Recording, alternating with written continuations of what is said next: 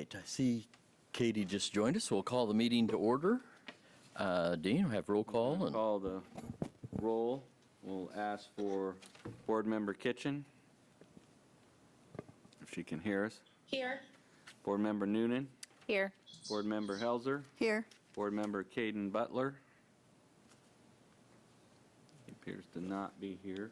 And Chair Martins. here. So we do have a quorum to open the meeting and to act. And I asked Margie to confirm that the packet for today's meeting was been posted and notice provided of today's meeting. I can confirm that the packet was posted and the required notice of today's meeting was provided. That allows us to move ahead with today's agenda. Okay, thank you, Dean. Next item on the agenda is approval of the minutes from the May 13th special meeting, 2021. Everybody had a chance? So move. Okay, Katie moved the, I'll second it. and, okay, and seconded. So any further discussion? If not, all in favor say aye. Aye. Aye. All opposed? Same, all right. So minutes carried and approved. Next item is our new business, application CC 21-7. Thank you, Mr. Chair. We have two applications filed today on behalf of Lighthouse Properties 3 Incorporated. And the first one is requesting approval of a certificate of compatibility to allow exterior facade modifications to be made to a former taxi service building, and also the expansion of a satellite parking lot that's located on the north side of Mulberry, east of South 5th Street.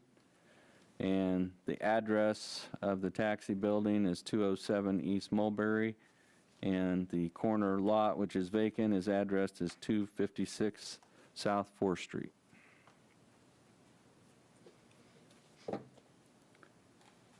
So I believe attached to the application was a nice summary provided by the applicant, Mr. Booth, that kind of indicated that this was a phased project and that the first aspect of it would be the renovation of the former taxi building. And then the second part of that would be the future paving of the lot at the corner. That will not happen immediately, but would happen at some point in the future. I think if you've gone by the area, you would note that the streetscape and the right-of-way along there, it's inconsistent because Lighthouse Properties didn't do any enhancements in front of the properties that they didn't own, which was this property and the property on the corner here. So there is improvements in front of the parking area that they did, and we're actually over here, Dustin. Right. So we've got this right-of-way out here and the right-of-way in front of here. That had not been enhanced, and so with the ability of Lighthouse Properties to secure ownership of those properties, there should be a continuous streetscape. And we provided a long background section in this report, partially for your benefit, partially for staff's benefit, to recreate all the different steps and things that happened. But this board was involved in reviewing the demolition of a number of structures over there at the corner of 5th and Mulberry. And then step 2 was a review and approval of plans for both the hotel itself and for the satellite parking lots to the east. And then most recently, we had a case come before this board for a sign that was put at the corner that was a sign for Homewood Suites that identified that parking lot. So the project proposal that's before you with this application is that Lighthouse Properties has finalized the acquisition of those two properties, one in mid-block, one on the corner, and they are proposing to renovate the exterior of the radio cab dispatch office and convert that building to storage. And then They are proposing to incorporate the vacant lot at the northwest corner of South 4th and East Mulberry into their parking lot serving the hotel. And so in your packet, you have elevation drawings depicting the proposed exterior modifications to the building, as well as plans depicting the parking lot expansion. And again, these properties are within the Business Improvement District Number 1, so the facade renovations and the parking lot construction are required to be reviewed by this board before the work can take place. So we've highlighted some of the applicable design guidelines that would apply to a building renovation. One of the things that's noted is that character-defining features of a building should be preserved whenever possible. If you want to go back to the current condition, Dustin, there's not a lot of character-defining features at this building. It was built as a garage for the house that was at 257 South 5th, and it was later split off from that and purchased separately by Mr. French, and it's a pretty nondescript concrete block building. And so the Lighthouse Properties architect is proposing to re-roof the structure and to patch and repaint the exterior and replace the upper siding with new smart side, smooth finish siding, and then existing doors and window openings would be retained, but actual new doors and windows would be installed, and then some exterior lighting would be added. So you can see next to the overhead garage door, they've got some ornamental external lighting. And so the plan is to use this as accessory storage for the hotel and for Yayas. The 50 by 80 lot in the corner would be the third phase of a phased paving, parking lot paving project, and that layout would provide 18 spaces in this area, and that would increase the total number of spaces in the east parking lot to 97. And so you can see from the plan that the plan is to show a continuation of the same Mulberry streetscape improvements that are on the remainder of the block. And so we're talking about ornamental brickwork, ornamental street lights, street trees, and landscape planting beds. And so with the acquisition of this property and the completion of this project, there should be a single theme, a single attractive design for that entire block from 5th over to 4th. So as far as our staff comments and analysis, we've made some suggested findings. We've looked at this and we believe the parking lot design is compatible with existing parking lot layout and with the streetscape that's already in existence on Mulberry. It will have landscape buffers along Mulberry Street. The parking lot conforms with city design standards, and the proposed exterior alterations to the building will make it more compatible with buildings in the surrounding neighborhood, particularly the hotel. And if you recall, there's work being done on the exterior of the former Salina Journal building, which is also in the vicinity here. So your options this afternoon would be to approve the certificate of compatibility application upon finding that the surface parking lot and the exterior building modifications will conform to the design guidelines for downtown Salina.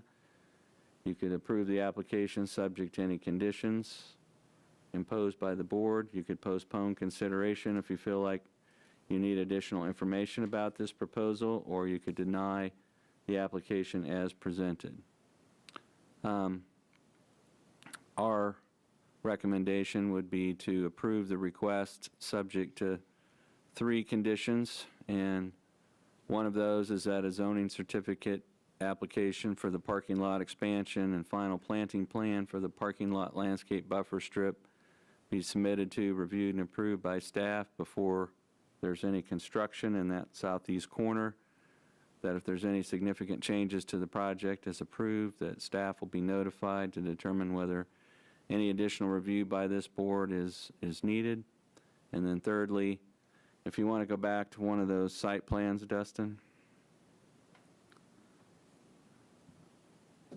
Way back when probably Mr. Boos and I can barely remember, there was a petition filed to vacate a portion of this alley going through here. And the reason that that vacation petition did not move forward is that Mr. French owned this building here, and if that alley was vacated, instead of being under control of Lighthouse Properties, 5 feet of it would go to Mr. French and 5 feet over here, so that really wasn't any purpose in doing that. So what we've indicated is that it is, when you have traffic farther up on an alley, whether it's trash trucks or other vehicles, if you get rid of just one segment of that alley, you've got to provide access over, public access over to a street. So what condition 3 means is that if there is a point in the future where they want to move forward with vacating this alley, then they're going to have to provide a public access over to a public street so that anybody coming down is not trapped and has a legal right to go across this property to get to a street. So with that, we'd be open to any questions that the board might have, or if you want to see graphics again that we went through too fast, let us know. I will say that I am employed by Blue Beacon International, which is an interested party in this, so I will excuse myself from any discussion or the meeting going forward. Okay, thank you. We still have a quorum left that we can act. Your recusal does not prevent us from having enough to vote on this, so we appreciate that disclosure. So, are there any graphics or anything that any board member would want to see? No. I don't believe so. Anybody? No? Any questions, comments? From the commission? We might want to hear from Mr. Boos and see if there's anything he wants to add or any comments he wants to make about the future status of that alley. With respect to first, Don Booz, 500 Graves Boulevard, Salina, Kansas. I'm Director of Real Estate for Blue Beacon and Lighthouse Properties. We don't see the need right now to vacate that alley, so we feel comfortable that it can continue as is. It's consistent with the plan that we filed.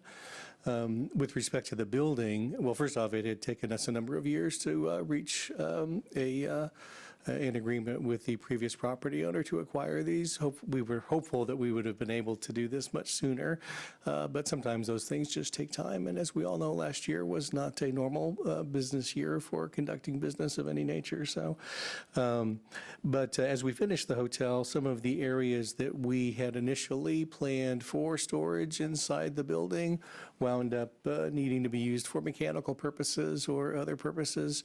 And actually, with respect to Yaya's Euro Bistro, our restaurant tenant, they've just been so busy and they've had such a great demand. They just need more space to store materials.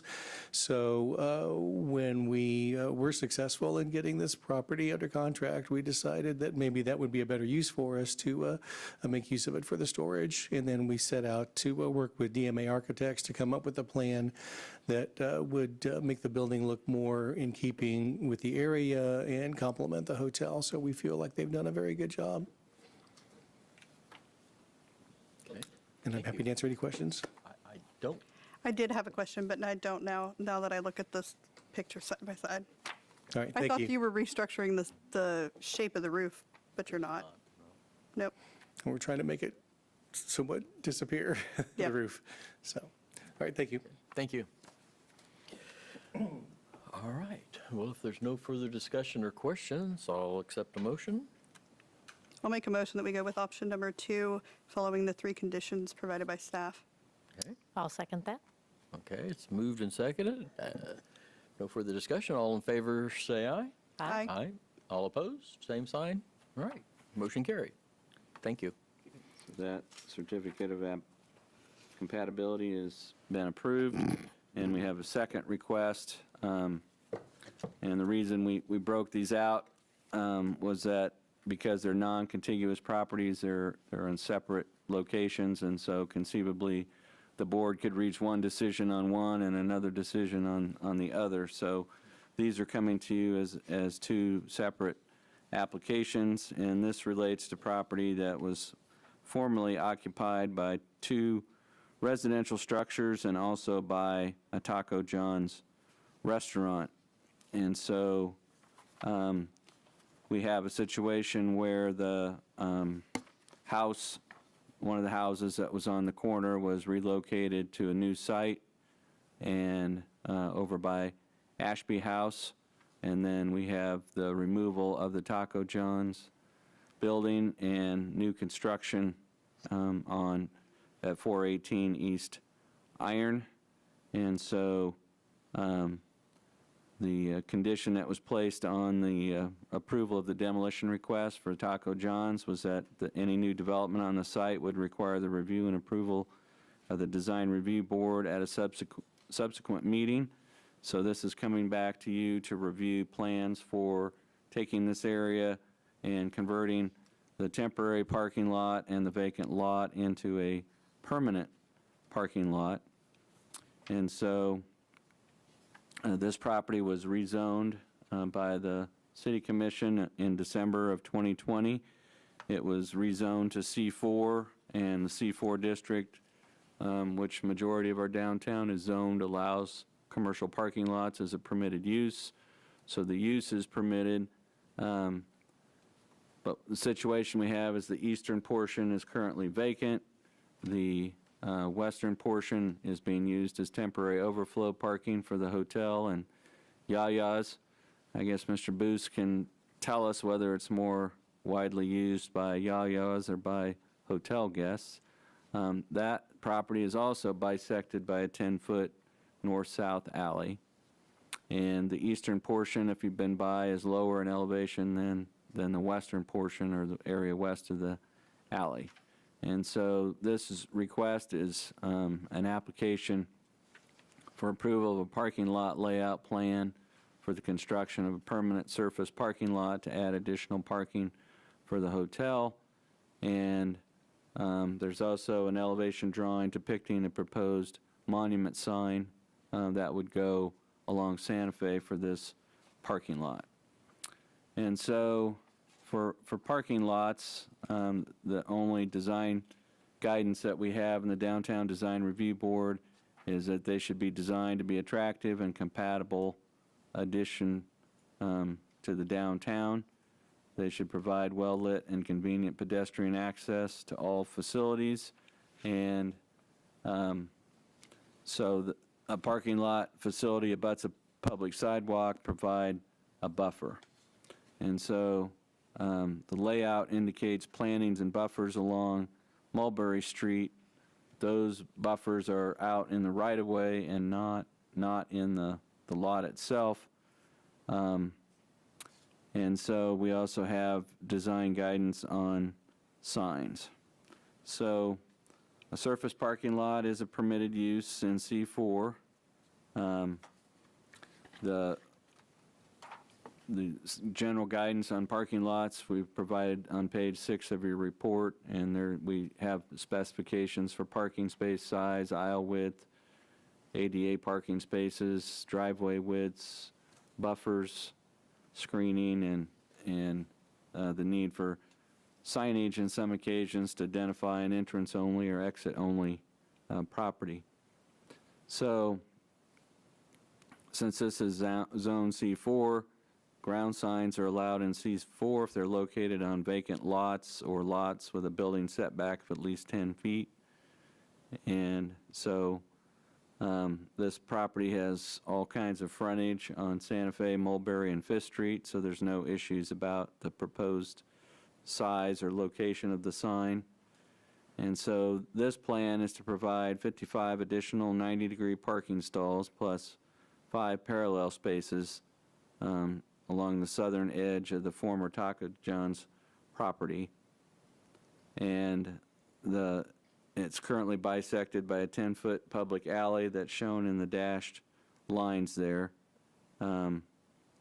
A landscape island has been set aside for a proposed new monument sign over along Santa Fe, and a 6-foot screening fence would be required along the south property line where the parking lot abuts a existing residential dwelling. So there is a proposal to add a monument sign on a masonry base to allow the parking lot to be more readily identified by hotel guests and restaurant patrons. The sign appears to be proportional and in scale with the site, so it's not going to dominate the appearance of the streetscape on Santa Fe. It's at a pedestrian-friendly scale.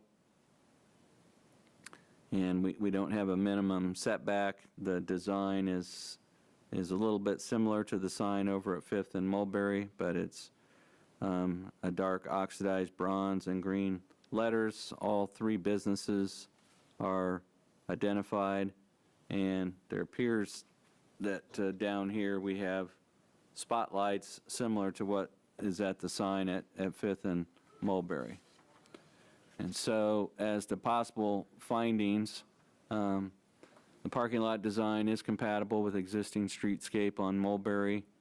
It will have landscape buffers along Santa Fe and Mulberry, although the Mulberry ones are in the right-of-way.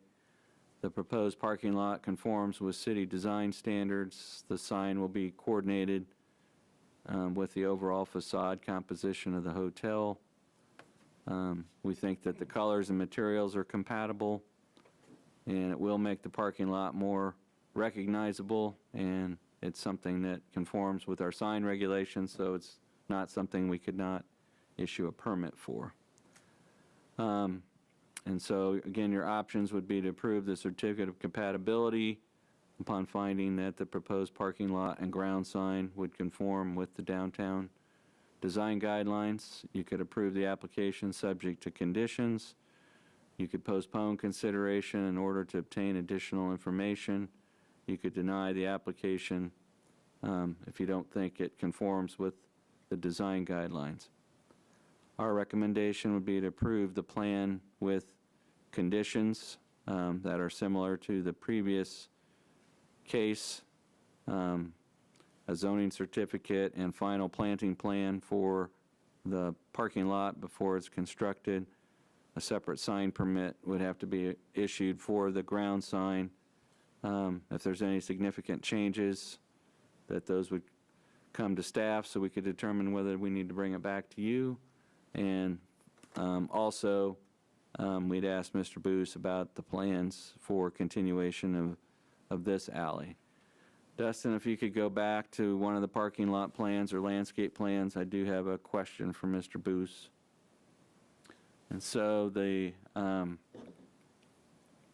parking lot over here and these locations here, there is a buffer opposite the sidewalk so that you have the sidewalk section, and then there's a landscape planting bed before you get to the lot. On this particular lot here, there's no planting bed or buffer between the sidewalk and like there is over here. So is that just a function of the need for the space or to maximize the number of spaces, or the only thing that we see slightly inconsistent about this layout and design is that over here we have the buffer behind the sidewalk, we have the buffer behind the sidewalk here, but here we have no buffer behind the sidewalk, and so we'd like Mr. Boos to address that design consideration and the future plans for this alley. Don Boos, 500 Graves Boulevard, Salina, Kansas.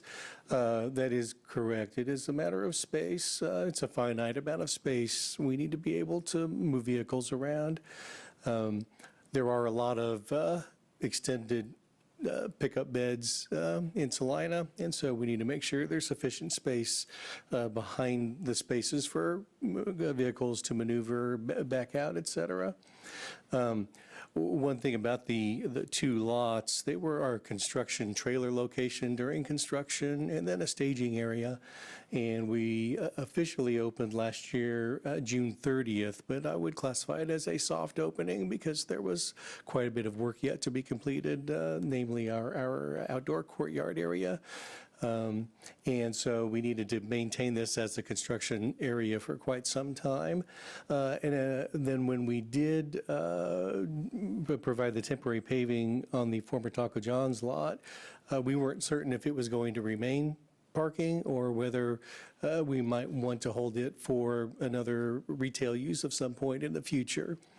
Now we're coming up on the 12-month anniversary of opening, and we're finding that business is actually very good downtown, and we're very pleased, and we absolutely need the parking. So that is why we are moving forward with parking on both lots. With the alley, we were not wanting to vacate the alley, but yet we did want to maintain the curb cuts at the north end and the south. The north end, because it's very easy for the drop-off area. The drop-off area is designed for cars coming in heading west. So once they go in and check in the hotel, it would be very easy for them to essentially make a U-turn, come back and then pull in that center cut. Right, yes, and then park, and as opposed to closing that off. And it was our understanding that if we provided a easement across the south drive lane for the northbound traffic coming out of the alley, that we could divert them over to the 5th Street exit, which doesn't show on that drawing for some reason. But it would be consistent with where at the backside of those south parking spaces. Yeah, there was, in our review of this, you may have to go to the civil site plan, Dustin. We had a civil site plan and landscape plan, and so there was some things that didn't quite match up between the landscape plan drawing and the parking lot design drawing, and the one thing on the landscape plan that was missing is this driveway opening there. So your thought is that this would be a one-way in? Correct. And so then we would try to divert traffic going this way over to this location. Correct. And, okay. Yeah, I think we can work with you on that, on the final zoning certificate and planting plan for that. That wouldn't involve really any action by this board, but I think to get the final traffic flow to work and to get that posted as an entrance only and get signage that would divert anybody coming up from the south to go over to the street to the east and not try to go straight to the north, as it's only a 10-foot alley, so it can accommodate two-way traffic. So Correct. And that allows us to have 4 more parking spaces, 2 right there in the middle, which works out well for our handicap placement, our ADA spaces.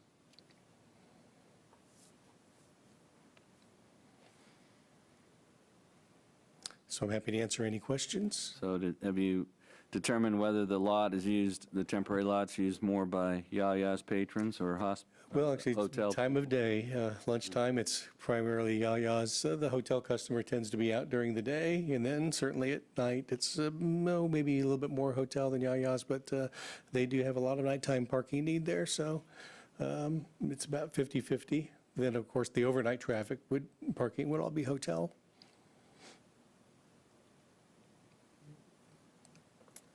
So I think that addresses a question staff had. The main difference is just the orientation of the lot. If you look at all the other designs, the parking stalls, the head of the vehicle is heading towards the street, but in this particular lot, the stalls are away from the street, so your driving and maneuvering area is what's next to the sidewalk. Right, which is driven by that curb cut on the north there.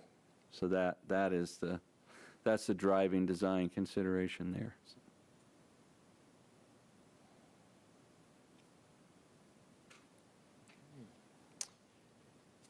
Any comments for Ms. Ruse? No. Okay, thank All right, you. Thank you.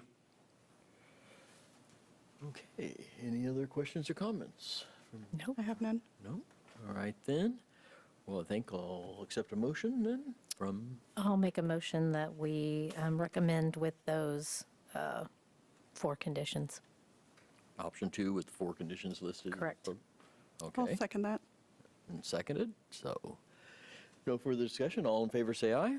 Aye. Aye. All opposed? Same sign. All right. Approval passed. So, very good, thank you. We'll get you a letter summarizing today's action. Don? All right, I guess thank you. I guess we're ready for administrative items, if there are any. We don't have anything administrative to bring to you today. We do not have any preliminary discussion items, unless you have. We've been brought to our attention about the Fuego restaurant, and we're working through some things with them. We're also working with them.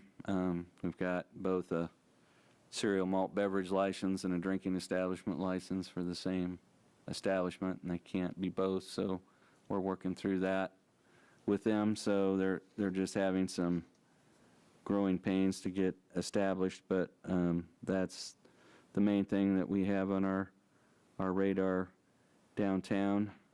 As far as future business, we would like you to put on your calendars the need for hold our second meeting in June.